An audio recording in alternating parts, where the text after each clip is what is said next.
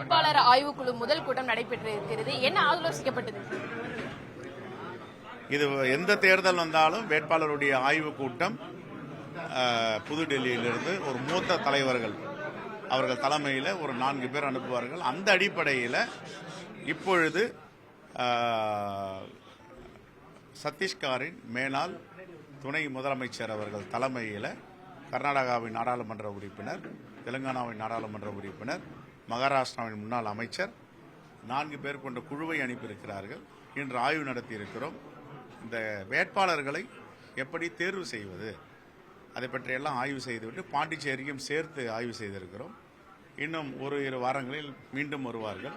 வட்டார அளவில், மாவட்ட அளவில், மாநில அளவில் இந்த கருத்து பரிமாற்றங்கள் செய்து டெமோக்ராட்டிக் வே எப்படி நியாயமாக ஒரு வேட்பாளரை தேர்ந்தெடுக்க முடியுமோ அப்படி நியாயமாக வேட்பாளர்கள் தேர்ந்தெடுக்கும் பணியை துவக்கி இருக்கிறோம். இந்த ஆலோசனை கூட்டத்தில் தொகுதி பங்கீடு குறித்து எதுவும் ஆலோசிக்கப்பட்டதா? இல்ல திமுகவிடம் எத்தனை சீட்டுகள் வாங்கப்படுவதற்கான எதுவும் பேச்சுவார்த்தை? முழுக்க முழுக்க வேட்பாளர் தேர்வு குழு, தொகுதி, கூட்டணி இதை பற்றிலாம் இந்த கூட்டத்தில் எதுவும் நடைபெறவில்லை. அவர்களுக்கு கொடுத்திருக்கின்ற வேலைப்பாடுகள் சரியான வேட்பாளர்களை தேர்ந்தெடுப்பதற்கு உதவிகரமாக தமிழ்நாடு காங்கிரஸ் கமிட்டிக்கு இருக்க வேண்டும். இதுவரை காங்கிரஸ் சார்பில் எவ்வளவு விருப்ப மனுக்கள் பெறப்பட்டு இருக்கிறது? இனி வரக்கூடிய காலங்களில் விருப்ப மனுக்கள் எதுவும் வாங்கப்படுமா? கால அவகாசம் எதுவும் நீட்டிக்கப்படுமா? 5285 மனுக்கள், விருப்ப மனுக்கள் இதுவரை பெறப்பட்டிருக்கின்றன. பல மனுக்கள் இன்னும் மாவட்டங்களில் இருக்கின்றன. 31ஆம் தேதி வரை நீடிக்க வேண்டும் என்று பாண்டிச்சேரி கோரிக்கை வைத்திருக்கிறார்கள். அதே போன்று இங்கேயும் கோரிக்கை வைத்திருக்கிறார்கள். அதை இன்று நாங்கள் முடிவு செய்வோம்.